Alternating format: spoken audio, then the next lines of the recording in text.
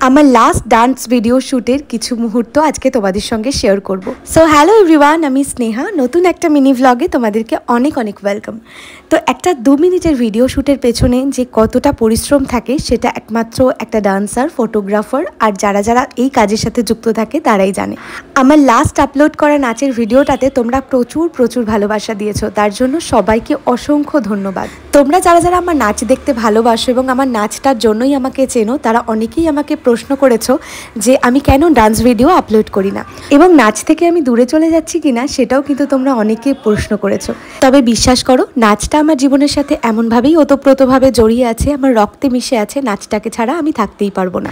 আজ রেডি হতে হতে ভাবলাম চলো তোমাদের সঙ্গেও কিছু কথা আমি শেয়ার করি। আমার বেবি যেহেতু এখনও ছোট, সেই জন্য আমি এতদিন ডান্স ভিডিও আপলোড করতে পারিনি, বাট নাচের ক্লাস আমার যেরকম চলছিল সেরকমই চলছে।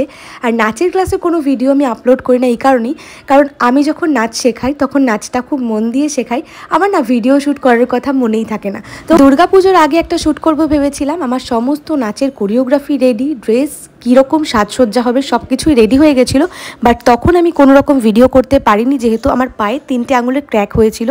আমার পায়ের আঙুলে ক্র্যাক হয়েছে এই 1.5 মাস মতন হয়েছে, বাট আমার রেস্ট্রিকশন ছিল 3 মাস, সেভাবে পায়ে কোনো প্রেশার দেওয়া যাবে না। আজ যে ডান্স শ্যুটটা করছি সেটারও কিন্তু কোনো রকম প্ল্যান ছিল না, তবুও আমি গতকাল রাতেই হঠাৎ করে প্ল্যান করলাম যে না, আমাকে একটা নাচের ভিডিও আপলোড করতেই হবে কালী পুজোর আগে। তবে আমার পায়ের প্লাস্টার কাটা হয়েছে এখনও ঠিক করে 2 মাসও হয়নি। আমি আজকে ভিডিওটা আপলোড করলাম, জানি না এরপরে আমার পায়ের কি পরিস্থিতি হবে, তবে আমার ভেতর থেকে খুব ইচ্ছা করছিল, সেই জন্য নাচের ভিডিও শ্যুটটা করেই ফেললাম। Makeup and dress up complete করার পর এই হচ্ছে আমার ফুল লুক। তো হাতটাকে একটু লাল করতে হবে, তার জন্য অল্প একটু সিঁদুর নিয়ে হাতে রাব করে নিচ্ছিলাম, আর এটাতে ভীষণ ভালো একটা আউটকাম এসেছিল।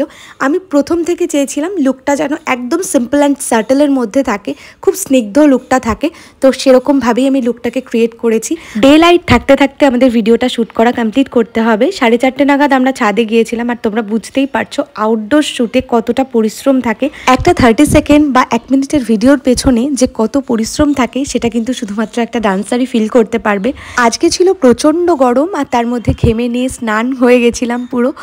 তো এতটা কষ্ট করার পর যখন তোমাদের থেকে এত ভালোবাসা পাই ডান্স ভিডিওটা আপলোড করার পর, তখন কোনো কষ্টই আর কষ্ট বলে মনে হয় না।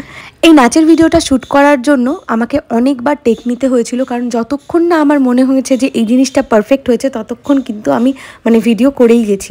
আমার ডান্স ভিডিওটা কিন্তু আজকে শ্যুট করে দিয়েছিল চিরঞ্জিত, তো ও ভীষণ সুন্দরভাবে শ্যুট করে দিয়েছিল, যেটা অলরেডি তোমরা দেখে নিয়েছো। তো একটা নাচের ভিডিওর পেছনে না প্রচুর গল্প থাকে, একটা কোরিওগ্রাফি, তার সঙ্গে কি ড্রেস আপ হবে, কীরকম লুকটা ক্রিয়েট করব, সেটা নিয়ে চিন্তাভাবনা তো চলতেই থাকে। তো আমার নাচের শ্যুট কিন্তু এখানে অলমোস্ট কমপ্লিট, আর এখন দেখতে পাচ্ছ প্রায় অন্ধকার হবে ভাব। আর এই 1 ঘন্টায় মাত্র 2টো ভিডিও শ্যুট করতে পেরেছি, তাও 30 সেকেন্ড, একটা 1 মিনিট এরকম। তবে একটা কথা সত্যি, আমি যখন নাচের ভিডিওটা শ্যুট করছি তার আগে থেকে এবং সেই সময় পর্যন্ত আমি মা কালীকে স্মরণ করেই ভিডিওটা শ্যুট করছিলাম, কারণ আমার পায়ে এতটা সমস্যা রয়েছে, তারপরেও আমি যে ভিডিওটা শ্যুট করতে পারবো সত্যিই আমি ভাবতে পারিনি। মা কালীর ইচ্ছা ছাড়া বোধহয় কিছুই সম্ভব ছিল না। এনিওয়ে, নাচের শ্যুট কমপ্লিট হয়ে যাওয়ার পর নিচে এসে একটু কফি বানালাম, আর সবাই মিলে কফি খেতে খেতে আজকের মিনি ব্লগটা এখানেই এন্ড করলাম।